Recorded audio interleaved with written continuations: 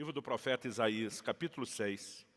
Eu quero ler do versículo 1 até o versículo 8. O texto sagrado diz assim: No ano da morte do rei Uzias, eu vi o Senhor assentado sobre um alto e sublime trono. As abas das suas vestes enchiam o templo. Serafins estavam por cima dele. Cada um tinha 6 asas. Com 2 cobria o rosto, com 2 cobria os seus pés e com 2 voava. E clamavam uns para os outros, dizendo: Santo, Santo, Santo é o Senhor dos exércitos. Toda a terra está cheia da sua glória. As bases do limiar se moveram à voz do que clamava, e a casa se encheu de fumaça. Então disse eu: ai de mim, estou perdido, porque sou homem de lábios impuros, e habito no meio de um povo de impuros lábios, e os meus olhos viram o Rei, o Senhor dos exércitos. Então um dos serafins voou para mim, trazendo na mão uma brasa viva que tirara do altar com uma tenaz. Com a brasa tocou a minha boca e diz: eis que ela tocou os teus lábios. A tua iniquidade foi tirada e perdoado o teu pecado. Depois disso ouvi a voz do Senhor que dizia: a quem enviarei? E quem há de ir por nós? Disse eu: eis-me aqui, envia-me a mim. Pai, nós oramos e clamamos graça e favor do alto. Oramos pela ação poderosa, sobrenatural do Espírito Santo, o Espírito da verdade, para que o nosso entendimento seja aberto, para que sejam iluminados os olhos do nosso coração e possamos receber entendimento e compreensão espiritual, revelação da Tua Palavra. Nós oramos, ó Deus, que mais do que informação, possa haver, de fato, além dessa instrução, aquele alinhamento com a Tua Palavra, com os Teus valores, com os Teus princípios, e que possa haver, da parte de cada um de nós, a devida resposta ao Senhor. Nós nos abrimos para o toque personalizado do Teu Espírito Santo e oramos que o Teu propósito se cumpra em nome do Senhor Jesus, na vida de cada um dos nossos irmãos que nos ouvem agora. Nos antecipamos em Te dar glória, honra e louvor, pela certeza daquilo que o Senhor fará, por meio da Tua Palavra e da ação do Teu Espírito Santo. Nós oramos em nome de Jesus. Amém. Bom, o texto que nós lemos, conhecido nas Escrituras, retrata aqui uma experiência específica de Isaías, que eu particularmente quero denominar de revelação.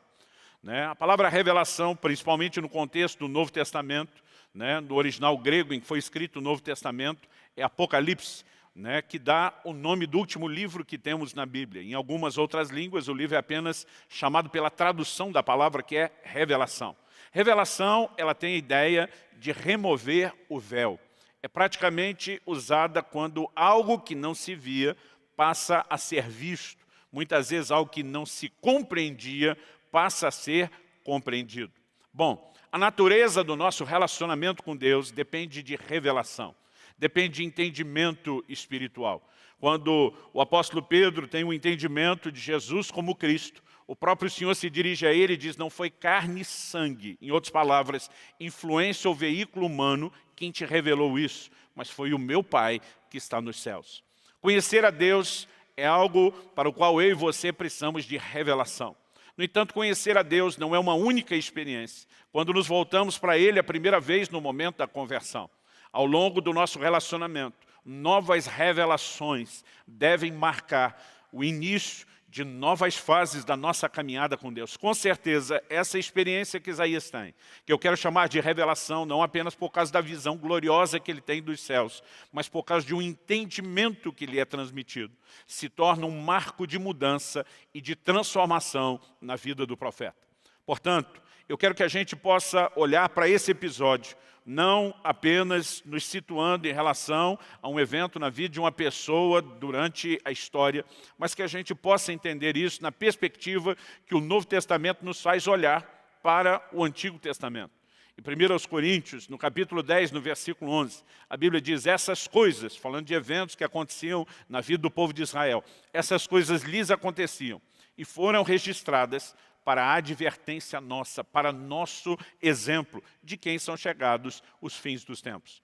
Em outras palavras, apesar desse episódio ter acontecido pelo menos 700 anos antes de Cristo, portanto, muito tempo atrás, a Bíblia toma isso como uma referência de algo que pode orientar a mim e a você. Romanos 15:4 diz: tudo quanto foi escrito.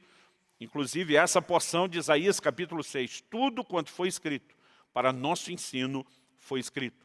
Portanto, eu quero encorajar você a olhar para essa revelação de Isaías, essa experiência, esse marco, né, que nos permite classificar tanto a experiência, né, e eu vou usar justamente essa expressão, como afirmei, como tema da mensagem, uma revelação transformadora, como um meio de termos lições importantes para a nossa própria relação com Deus. Então eu quero destacar algumas verdades importantes. Eu vou começar em primeiro lugar falando de uma revelação necessária, que todos precisamos ter a respeito de Deus. E quero enfocar, né, ao abordar essa revelação necessária, a importância de entendermos essa santidade, né, na perspectiva do homem pecador, até mesmo assombrosa, essa santidade de Deus. Em segundo lugar, quero destacar o contraste que essa revelação tão necessária da santidade de Deus pode e deve produzir na minha e na sua vida, quando nós enxergamos a ausência desse nível de santidade que Deus espera, de alguma forma, transferir para a minha e para a sua vida. Para somente, então, né, entendermos um princípio bíblico, que é só depois dessa revelação necessária, da percepção do contraste, dessa distância, do abismo entre a santidade de Deus e a falta do nosso, é que uma intervenção sobrenatural da parte do próprio Deus pode acontecer na minha e na sua vida, nos levando a trilhar esse caminho de uma experiência de fato transformadora. Transformadora não apenas no sentido de recebermos perdão de pecados cometidos, mas de fato de experimentarmos mudança em níveis profundos com recursos sobrenaturais. Vamos começar, portanto, falando aqui em primeiro lugar dessa revelação necessária. A pergunta a ser feita é, qual o propósito de Deus? Até porque Deus não faz absolutamente nada sem propósito. Qual o propósito de Deus por trás dessa revelação? Porque Deus revela essa natureza santa de uma maneira tão contundente, tão impactante ao profeta Isaías. Na verdade, eu percebo e consigo entender aqui que esse atributo é o que Deus deseja que de fato seja conhecido, entendido, proclamado e admirado por todas as suas criaturas. Ao usar o termo por todas as suas criaturas, eu não quero limitar isso somente ao homem. Nós temos aqui um cenário onde, nessa visão, Isaías enxerga Deus assentado no seu alto e sublime trono. A ideia e a conexão do governo de Deus, do domínio, do reinado de Deus, ela também precisa ser entendida por trás do entendimento dessa revelação. Quando Isaías vê Deus assentado num trono, né, que era a cadeira dos governantes. A Bíblia diz, as orlas do seu manto enchiam o templo. Que manto é esse? Ele está falando de um manto real, ele tem uma visão da realeza de Deus. No entanto, ele vê esses seres chamados aqui de serafins, à volta do trono, proclamando santo, santo, santo é o Senhor dos exércitos.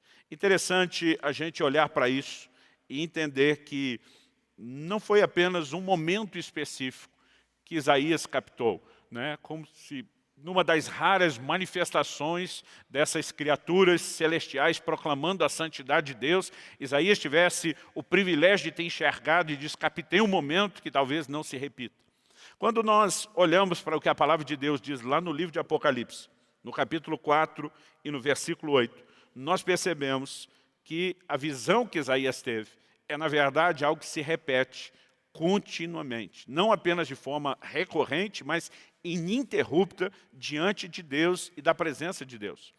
Apocalipse capítulo 4, versículo 8, diz a respeito dos 4 seres viventes o seguinte, eles não têm descanso, nem de dia, nem de noite, proclamando santo, santo, santo é o Senhor Deus. Isso me chama a atenção. Porque, repito, Isaías não viu apenas uma cena rara. Ele, na verdade, vê algo que, mais do que recorrente, mais do que repetitivo, é uma ação ininterrupta. A Bíblia diz que esses seres não têm descanso, nem de dia, nem de noite. Ação ininterrupta, dizendo santo, santo, santo é o Senhor Deus. Então, essa proclamação da santidade de Deus é ato contínuo. Pergunta, por que Deus precisaria desses seres proclamando sua santidade de forma ininterrupta? A verdade é que Deus não precisa de coisa alguma. Ele é completo e absoluto em si mesmo. O apóstolo Paulo, pregando no Areópago em Atenas, ele diz que Deus não é servido por mãos humanas como se precisasse de coisa alguma. Então, se não há necessidade em Deus, qual a razão dos céus terem esse ambiente de afirmação contínua sobre a santidade de Deus? Se a necessidade não é de Deus, não fica difícil nós entendermos que essa necessidade está do nosso lado. Deus sabe que eu e você precisamos do entendimento da sua santidade. Precisamos do entendimento desse seu atributo. Deus, ele tem muitos atributos. Ele, nós podemos chamar de um ser multifacetário, com muitas faces quando falamos de atributos distintos. Há várias declarações dessas que trazem definição sobre Deus na Bíblia. A Bíblia diz que Deus é bom, a Bíblia diz que Deus é amor, a Bíblia diz que Deus é fiel. A Bíblia fala muitas coisas a respeito de Deus. Afirmações como, aqui no livro de Hebreus, repetindo o Pentateuco, diz que Deus é fogo consumidor. Mas sabe o que é interessante? Você vai encontrar afirmações que Deus é justo, mas nenhuma dessas declarações estão sendo repetidas noite e dia, sem cessar, diante do trono de Deus. O único atributo que ganha tamanha promoção e exaltação é justamente esse da santidade de Deus. E nós precisamos entender por que esse, em relação a todos os demais, é levantado a um patamar diferenciado. Repito, não é Deus que tem necessidade de ser reconhecido dessa forma. Ele é completo e absoluto em si mesmo. Então, é o homem que precisa desse reconhecimento. Por que o homem precisa desse reconhecimento? Porque isso faz parte do plano e do propósito de Deus para a humanidade, antes mesmo da nossa criação. Em Efésios, no capítulo 1, no versículo 4, a Bíblia diz que Deus nos elegeu nele, antes da fundação do mundo, para que nós fôssemos santos e irrepreensíveis perante ele. Alguém diz com muita propriedade que se você quer entender o propósito de algo, volte à origem. Por exemplo, em Mateus 19, quando os judeus querem discutir com Jesus a questão de casamento, Jesus diz, nunca lestes que desde o princípio Deus os fez homem e mulher. Ele vai lá em Gênesis, no primeiro casal. É como se Jesus dissesse, nós não podemos falar do casamento sem voltar na origem, na criação de Deus. Porque é na origem que você entende o propósito. Quando falamos sobre o propósito de Deus para o ser humano, nós precisamos voltar à origem. A origem, nesse caso, não é a criação, quando nós tivemos um começo. A Bíblia diz que o homem é criado, e eu gosto de apresentar o ser humano, quando estamos falando desse assunto, como a coroa da criação. Ele é criado no final do processo. No entanto, a Bíblia diz, antes da criação do mundo, logo quando nenhum de nós ainda existíamos, Deus já nos elegeu nele para que nós fôssemos santos. Antes da nossa existência, havia um projeto claro, definido da parte de Deus, que nós fôssemos santos e irrepreensíveis perante ele. Agora, a forma como o Novo Testamento aborda essa ideia é de que Deus quer transferir a manifestação desse atributo, ainda que não venha de forma absoluta, plena, ilimitada como é nele. Deus quer que isso possa se manifestar na nossa vida. Deus quer refletir através de nós esse atributo. Então o apóstolo Pedro faz uma declaração, lá em 1 de Pedro, no capítulo 1, dos versículos 14 até o 16, que acredito que nós precisamos levar em consideração. 1 de Pedro 1, a partir do versículo 14, diz assim, como filhos da obediência. Eu gosto dessa frase. Antes da nossa conversão, a Bíblia nos trata lá em Efésios 2 como filhos da desobediência. Mas agora a conversão, ela traz uma mudança de comportamento. E a Bíblia diz, como filhos da obediência, não vos amoldeis às paixões que tinhais anteriormente na vossa ignorância. Ignorância é a maneira como a Bíblia descreve aquele tempo onde nós não conhecíamos ao Senhor Jesus. E esse tempo era marcado por um comportamento, por paixões, por desejos, porque éramos governados pela nossa própria carne e por uma natureza pecaminosa. Agora, a Bíblia está dizendo que a conversão não eliminou automaticamente esses desejos. Nós precisamos tomar uma decisão, como filhos da obediência, de não nos amoldar a esses desejos. Então, na sequência, ele diz no versículo 15, pelo contrário. O que é o contrário de amoldar-se a esses desejos? Ele diz, segundo é santo, aquele que vos chamou, tornai-vos santos também vós mesmos em todo o vosso procedimento. Porque está escrito, sede santos, porque eu sou santo. Essa declaração de Deus é algo que enche o meu coração de ânimo e de esperança. A Bíblia está dizendo que como Ele é santo, o atributo que Ele mais quer que a gente entenda, nós também precisamos nos tornar santos. Em outras palavras, temos que nos tornar participantes da sua santidade. Deus quer que a minha e a sua vida possa refletir esse seu atributo, esse aspecto da sua natureza, que é a santidade. Então a Bíblia está dizendo de uma maneira muito clara que nenhum de nós deveria se amoldar a esses desejos da vida anterior, mas que, ao contrário disso, nós temos que nos amoldar à imagem de santidade que o próprio Deus apresenta. Portanto, quando a gente olha para esse momento da visão de Isaías, eu acho interessante a gente observar e pensar algumas coisas aqui. É o único lugar na Bíblia, esse texto de Isaías 6, é o único lugar na Bíblia que nós vamos encontrar essa expressão serafim.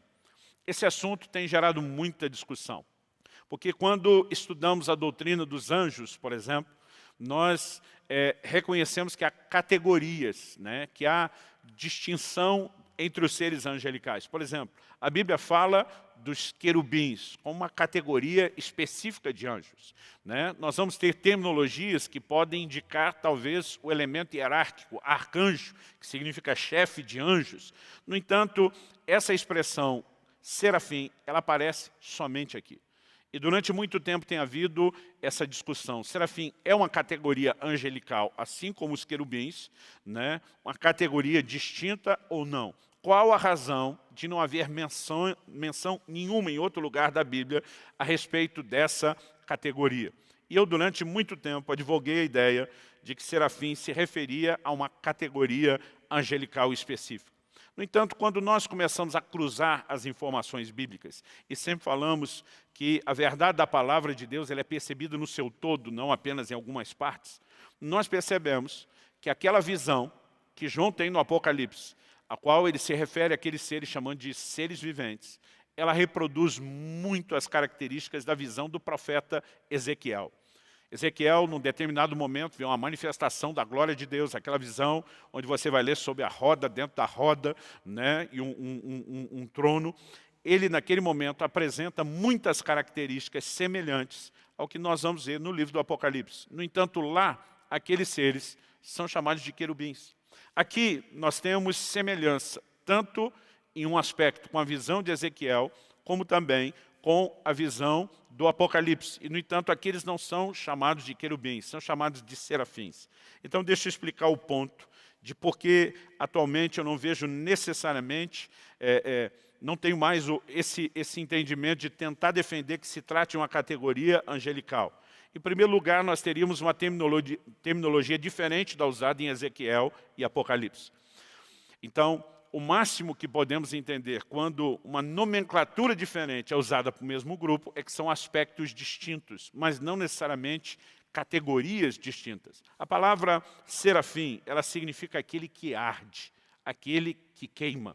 É possível, e aqui nós estamos entrando num terreno que não dá para ser conclusivo pela falta de informação, mas é possível que serafim seja muito mais um adjetivo usado a esses seres que ardem, que queimam de zelo pela santidade de Deus. A razão pela qual eles não têm descanso noite e dia e não deixam de proclamar santo, santo, santo é o Senhor dos Exércitos, é porque algo a respeito do entendimento desse atributo da natureza de Deus invadiu de tal forma, tomou conta de tal forma o coração deles, que agora eles estão tomados de um zelo e o coração, o íntimo, todo o ser deles está ardendo de zelo pelo entendimento de quem Deus é.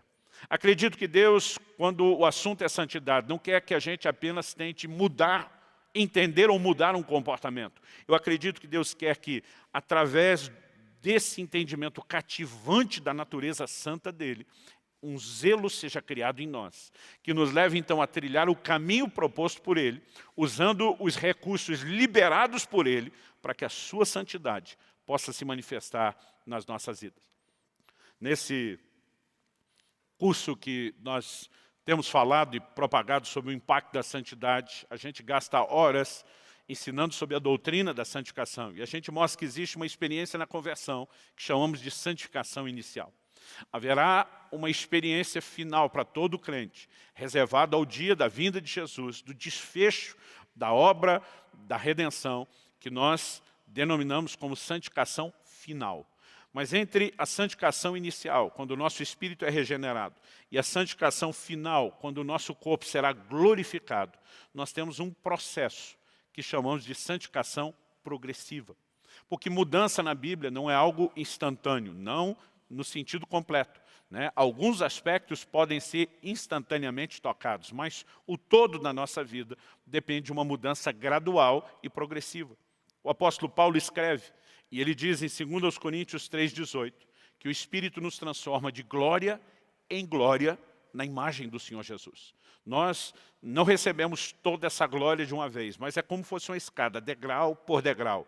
Há uma transformação que é progressiva. Nós precisamos entender, portanto, que embora tenha havido santificação inicial, isso não foi o aspecto completo da obra que Deus queria fazer na minha e na sua vida. E 2 Coríntios 7,1, a Bíblia diz que nós temos que aperfeiçoar a nossa santidade no temor do Senhor. A expressão no temor do Senhor nos ensina algo a respeito desse entendimento da santidade de Deus, de uma santidade tão majestosa, grandiosa, gloriosa, eu diria até mesmo assombrosa, que gera não apenas esse zelo que vai arder dentro de mim e dentro de você, mas gera temor no nosso coração. Eu olho muitas vezes para a maneira como o Evangelho vem sendo anunciado nos tempos modernos e me preocupa a ideia e a visão de um evangelho que hoje não propõe mais arrependimento.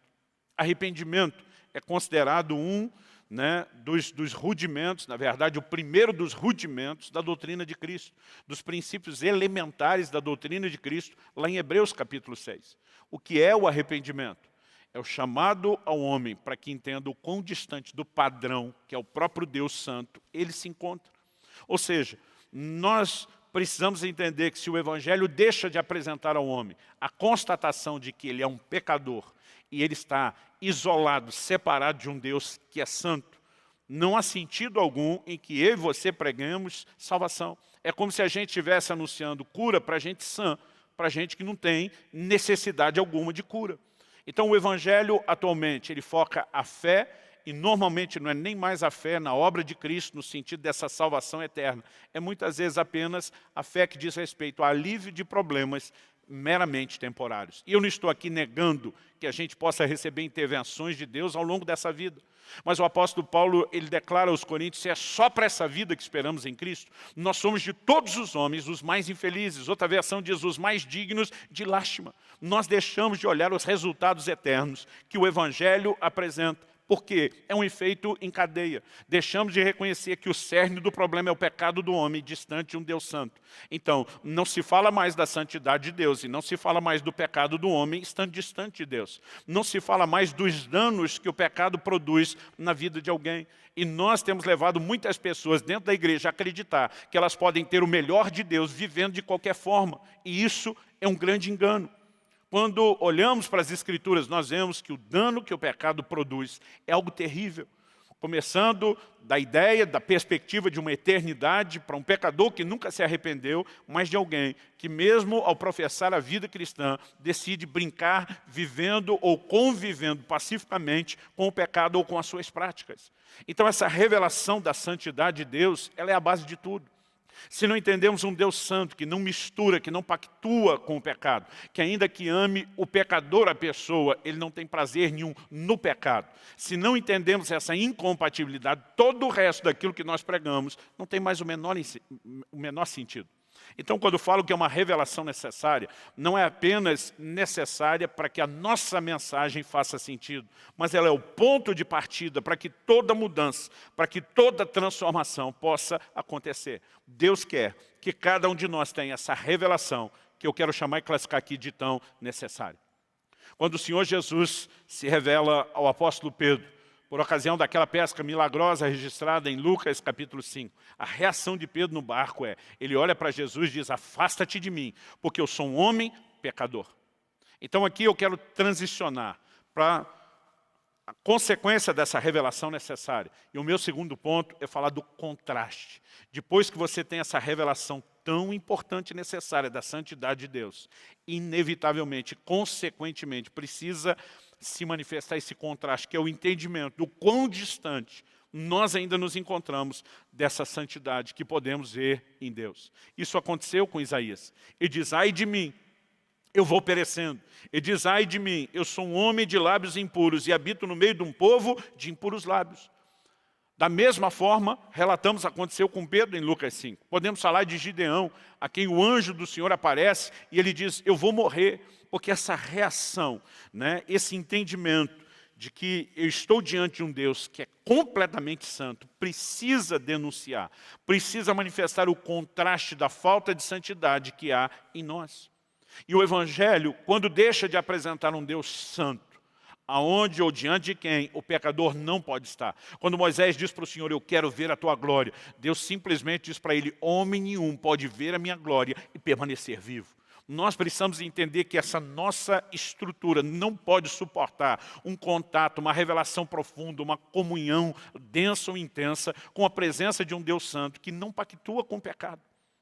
Então, o que eu e você precisamos entender é que esse choque que nós vemos na vida do profeta Isaías, dizendo, eu vou perecer, é o tipo de choque que Deus quer que haja no coração de cada pessoa. Se não houver o entendimento da santidade de Deus e da falta de santidade da nossa parte, não há nenhum sentido no restante da mensagem do Evangelho que nós pregamos. Essa mensagem do Evangelho é marcada inicialmente pela mensagem de arrependimento. João Batista, que vem como precursor de Jesus, ele vem com uma mensagem de arrependimento. O próprio Cristo, nós temos o registro lá em Marcos capítulo 1, ele começa dizendo, arrependei-vos e crede no Evangelho.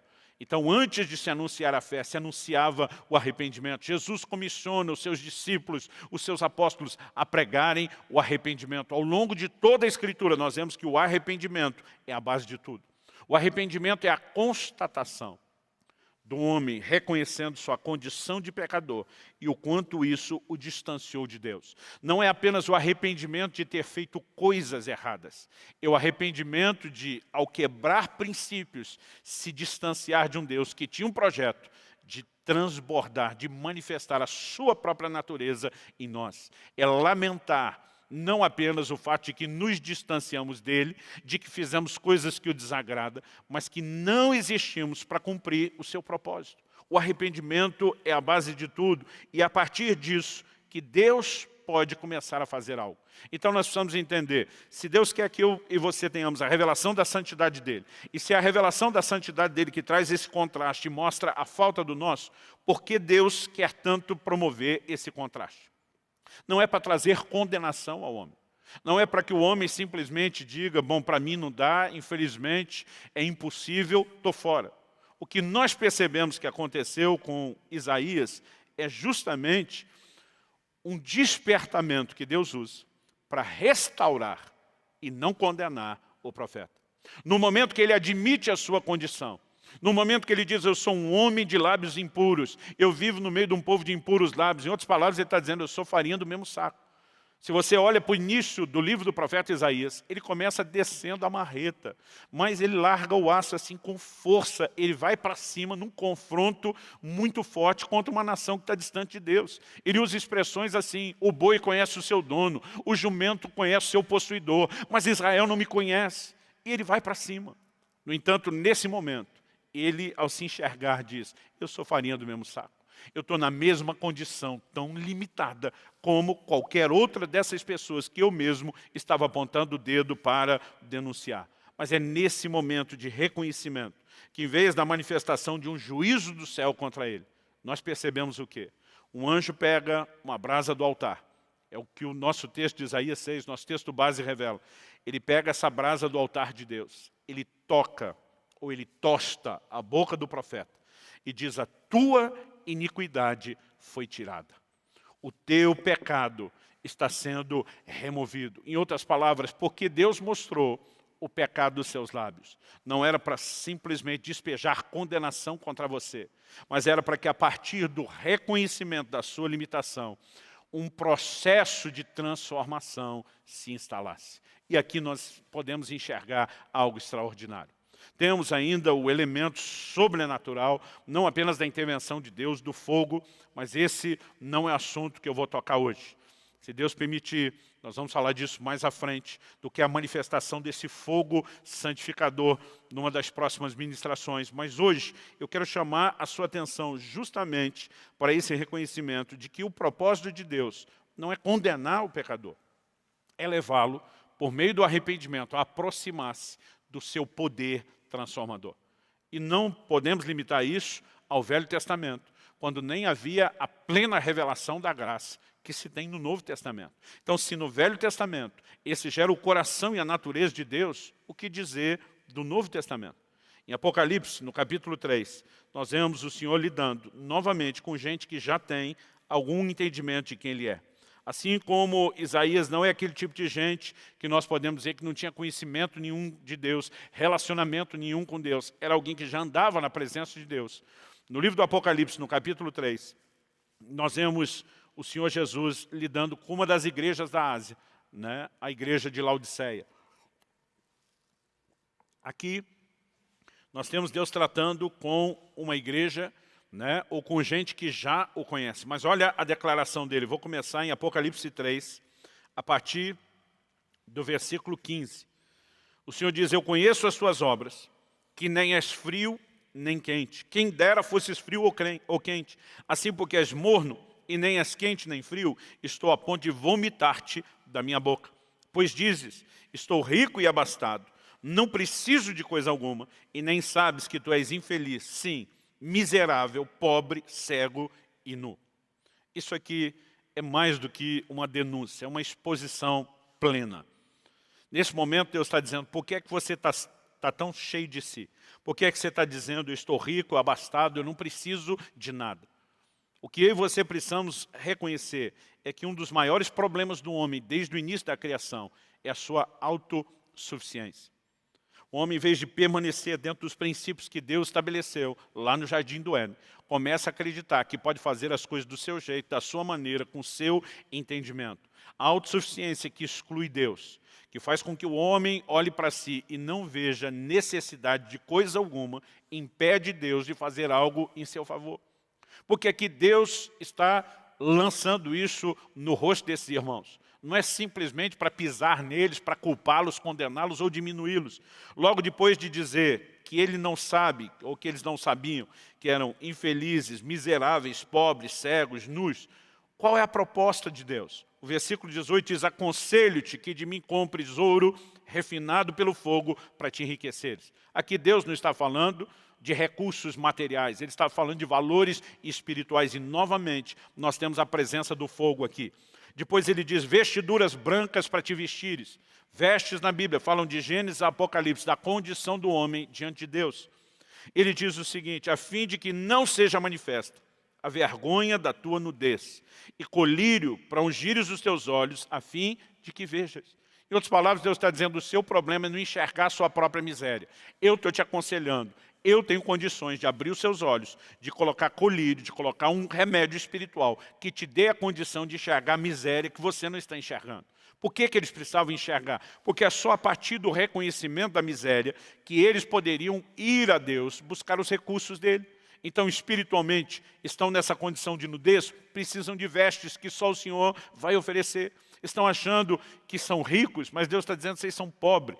Aonde o pecado entra, ele traz desgraça e toda sorte de miséria, começando da perspectiva espiritual. Mas Deus está dizendo, eu quero enriquecer vocês. Em outras palavras, eu não vou ficar lançando em rosto de forma meramente condenativa aquilo que você fez de errado. Deus está dizendo, eu quero trazer transformação, eu quero trazer mudança na sua vida. É por isso que ele diz no versículo 19, eu repreendo e disciplino a quantos amo. Sê, pois, zeloso e arrepende-te. Ou seja, esse chamado a enxergar a miséria, a ter os olhos espirituais abertos, é um chamado ao arrependimento. Por quê? É só a partir do arrependimento que os processos de Deus vão acontecer. Olha o que ele diz no versículo seguinte, depois de chamar o arrependimento, verso 20. Eis que estou à porta e bato. Se alguém ouvir a minha voz e abrir a porta, entrarei em sua casa, cearei com ele e ele comigo. Nós muitas vezes usamos esse texto na hora de evangelizar, de dizer para alguém que ainda não entregou, rendeu sua vida a Cristo, olha, Jesus está na porta do seu coração, batendo, querendo entrar. Mas ele usou essa frase para falar de uma igreja que o tinha deixado do lado de fora, Uma igreja que o tinha excluído. Por quê? Por práticas de pecado. Estão numa posição que necessita de arrependimento, porque só depois do arrependimento é que Deus poderia fazer alguma coisa. Então isso nos remete agora ao terceiro e último princípio a ser entendido dentro dessa lição, que é justamente a intervenção. A partir dessa revelação da santidade de Deus, do consequente entendimento do contraste, do que faltava. Agora, Deus poderia trazer intervenção, que é o que Ele mais quer fazer na minha e na sua vida. A intervenção é compartilhar a sua santidade. Assim como o pecado de Isaías foi perdoado, assim como um toque sobrenatural ali se manifesta, assim como o Senhor Jesus está dizendo para essa igreja de Laodiceia, eu quero enriquecer vocês, eu quero vestir vocês, eu quero intervir na vida de vocês, na minha e na sua vida. Nós podemos viver níveis distintos de mudança e transformação de forma progressiva. Outro dia alguém me perguntou, pastor, por que esse toque na boca do profeta? Qual o mistério do toque na boca? Eu lembro que ele estava assim encanado com isso. Qual o mistério? Tem que ter um mistério para o toque na boca. Eu falei para ele, irmão, não tem mistério nenhum. Qual foi a oração que Isaías fez? Isaías diz, eu sou um homem de lábios impuros. Em outras palavras, ele está reconhecendo, o meu problema está na boca. Então, Deus, em contrapartida, está dizendo, se você reconhece um problema na boca, eu tenho solução para o problema que você está enxergando e reconhecendo que precisa de mim. Eu vou tocar exatamente nessa área que você está enxergando a sua própria miséria.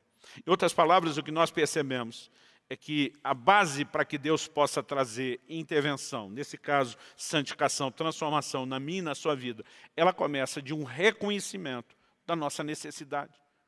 Quando o Senhor confronta a igreja de Laodiceia, está dizendo, você está dizendo, eu estou abastado aqui, não estou precisando de nada. O Senhor diz, você está no estado de miséria. Em outras palavras, você precisa sim. Mas enquanto aquela igreja não reconhecesse a sua necessidade, enquanto não ungisse os seus olhos com colírio para poder ver e entender a necessidade, não haveria desdobramento nenhum da intervenção de Deus.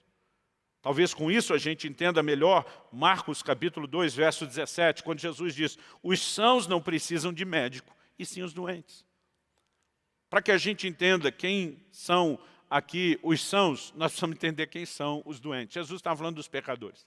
Daí ele põe um médico na história, ele está falando de si. Então, os homens pecadores são doentes. Ele, médico, é o salvador do homem pecador. Se você seguir essa lógica, a gente pergunta, existe alguém que realmente seja são? Não. Porque a Bíblia diz, todos pecaram e destituídos estão da glória de Deus. Não existe aos olhos de Deus ninguém são. O único que nasceu sem ser contaminado pela natureza adâmica, o pecado original, foi Cristo, concebido de forma sobrenatural pelo Espírito de Deus, para que não participasse, como homem, dos pecados da humanidade. Todos nascemos em pecado, então não existe gente sã. Agora, quando Jesus está falando do são, ele não está falando de quem é são de verdade aos olhos de Deus. Mas ele está dizendo de quem acha que seja, mesmo não sendo. E porque daí não enxerga a sua condição de pecador, ele, o médico, não pode fazer nada em favor dessa pessoa. Nós precisamos entender que a ação de Deus é condicionada a esse nosso reconhecimento de miséria, de necessidade. Houve uma época em que muitos dos cultos nas igrejas, estou falando de um evento que se repetiu ao longo de muitos séculos, terminava sempre com um apelo, chamando as pessoas ao altar, chamando as pessoas a um lugar de reconhecimento da sua miséria, das suas próprias faltas.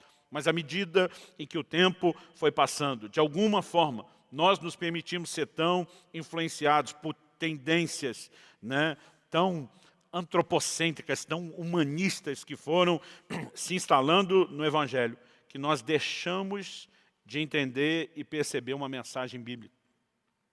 Em Tiago, no capítulo 4 e no versículo 8, a palavra de Deus diz assim, cheguem perto de Deus e Ele se chegará a vocês.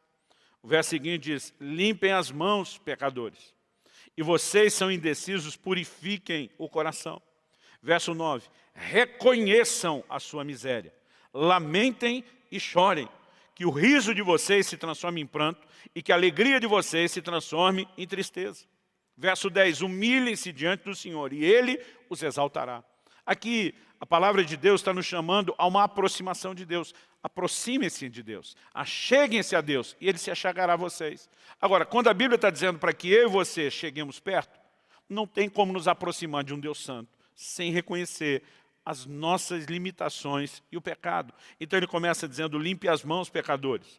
Reconheçam sua miséria, diz o versículo 9. Qual o propósito de reconhecer a miséria? Ele diz que o riso de vocês se transforma em pranto, porque arrependimento precisa trazer a marca da tristeza do pecado. Agora, por quê? Porque Deus quer que a gente seja um bando de gente triste? Não. É porque é só depois da tristeza do arrependimento que haverá o regozijo e a alegria da transformação. E muitas vezes nós estamos rindo, entretidos com coisas que na verdade só trazem essa alegria natural, mas não a plenitude espiritual. Deus está dizendo, não importa se sua vida aos olhos humanos esteja boa, se diante de Deus não está, você não tem que estar rindo, você tinha que estar chorando. E nós precisamos voltar a um reconhecimento diante de Deus da nossa miséria. Pastor, eu nasci de novo, eu fui transformado, e o Senhor quer dizer que ainda há miséria na sua vida? Sim. Porque eu e você não vivemos a plena santificação. E Deus não nos chamou para viver apenas uma transformação parcial, que se limite apenas àquelas mudanças básicas do início da fé cristã. Ele quer trazer transformação plena. E a única forma de viver o ciclo progressivo de transformação é o tempo todo chegarmos diante de Deus reconhecendo, Senhor, a maneira como eu tratei as pessoas da minha família não condiz com a Tua palavra. Senhor, o tipo de pensamento e sentimento que eu tenho alimentado dentro de mim não condiz com a natureza da santidade que o Senhor, de fato, quer manifestar em mim. Eu reconheço que eu estou em falta. Eu chego diante do Senhor triste, aborrecido por essa falta. Não há nada mais importante do que viver a transcendência da Tua santidade na minha vida. Quando isso se torna a nossa prioridade, quando isso vem seguido desse nível de reconhecimento, eu quero te dizer, é impossível não viver a intervenção de Deus. No entanto, a maioria de nós consegue ficar contente se apenas as contas estiverem em dia, se a gente tiver com o mínimo de saúde, se tudo na perspectiva humana e terrena estiver indo bem, a maioria de nós se dá por satisfeito. E nenhum crente que entende que foi eleito antes da fundação do mundo para ser santo e irrepreensível diante de Deus poderia aceitar nada menos do que o anseio pela santidade.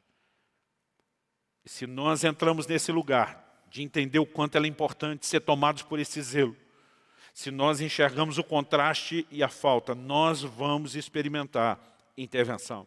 Assim como o Senhor toma aquelas brasas do altar para tocar na boca do profeta, eu quero te dizer, há uma provisão sobrenatural de santificação para mim e para você. Eu e você podemos viver a manifestação do poder de Deus, do poder santificador do Espírito Santo, do fogo de Deus que traz transformação na minha e na sua vida. Como eu disse, eu vou deixar para falar a respeito do fogo e da natureza dessa obra santificadora em outra ministração. Mas eu quero te encorajar hoje a se permitir ser despertado por esse zelo da santidade. Há um episódio no livro de Números que chama a minha atenção. A Bíblia fala de um neto de Arão, Finéias, filho de Eleazar. Números capítulo 25. Diz que esse homem passa a mão numa lança e ele executa, traz juízo sobre um dos israelitas, que mesmo com a advertência de Deus, com o protesto de Deus, com a liderança de joelho perante o Senhor, clamando que o juízo de uma praga que havia iniciado cessasse, esse camarada traz uma mulher midianita aos seus irmãos de uma forma desaforada. A Bíblia diz que Finéias passa a mão numa lança, entra na tenda e literalmente executa aquele homem e aquela mulher. A palavra nos mostra a maneira como Deus reage diante da atitude de Finéias. Isso, como eu disse antes, é o que me chama a atenção. No versículo 10 de Números 25, vou ler do 10 ao 13. A Bíblia diz, então, o Senhor disse a Moisés, Finéias, filho de Eleazar, filho do sacerdote Arão, desviou-me a ira de sobre os filhos de Israel, pois estava animado com o meu zelo no meio deles. Assim que no meu zelo não consumi os filhos de Israel. Portanto, diga, eis que lhe dou a minha aliança de paz. E ele e a sua descendência terão aliança do sacerdócio perpétuo, porque teve zelo pelo seu Deus e fez expiação pelos filhos de Israel. Deus olha para aquele camarada, Finéias, e diz, estou fazendo uma aliança do sacerdócio perpétuo.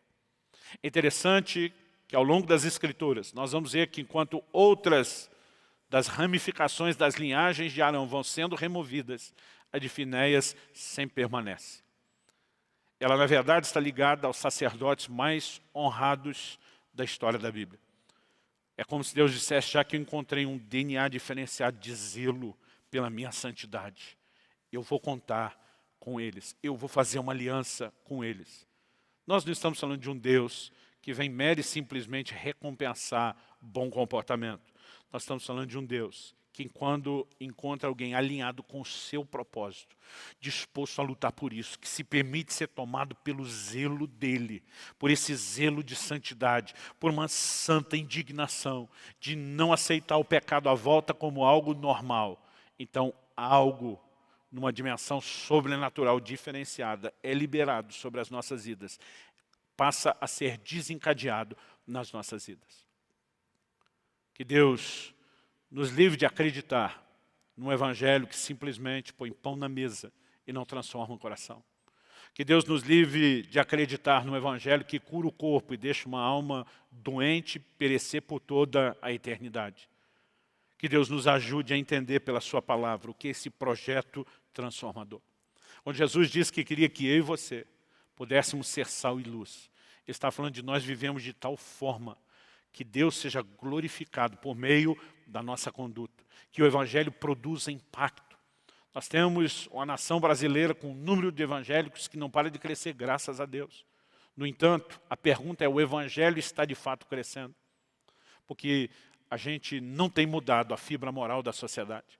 A gente consegue ter bancada evangélica no Congresso e a gente não consegue ter da parte de todos, às vezes nem da maioria, o testemunho mínimo que se espera de alguém que se chama um servo de Deus.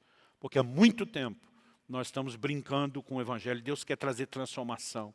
Isso não deveria ser um peso para mim e para você. Deveria ser uma alegria, um prazer. Não há nada mais libertador, portanto, não há nada mais prazeroso do que viver essa revelação transformadora de forma progressiva. Eu não estou aqui para te apontar o dedo. Eu não vim aqui para jogar pedra em você. Mas eu quero te dizer, sua vida pode ser diferente. Deus nunca quis que eu e você permanecêssemos presos pelo pecado ou pela conduta do pecado. A proposta do evangelho sempre foi de transferir essa santidade de Deus na minha e na sua vida. E hoje, eu e você podemos viver isso cada vez mais. Podemos nos achegar à presença de Deus. Podemos nos achegar, a princípio, chorando e nos humilhando diante de Deus, porque ainda há coisas na nossa conduta e comportamento que não estão honrando. Mas a Bíblia diz, se nos humilhamos diante de Deus, Ele nos exaltará. A ideia não é viver chorando pelas mesmas quedas. A ideia, quando eu e você deixamos de ser autossuficiente, vamos diante de Deus em arrependimento, reconhecimento das nossas faltas, é nos abrirmos para uma intervenção sobrenatural que vai permitir que eu e você vivamos a plenitude de Deus. Portanto, eu oro que na minha e na sua vida possa haver essa marca dessa revelação transformadora em nome de Jesus. Eu gostaria que nós orássemos. Não importa onde você esteja, eu gostaria que esse fosse não apenas aquele sinal de que a palavra e, portanto, o culto está terminando.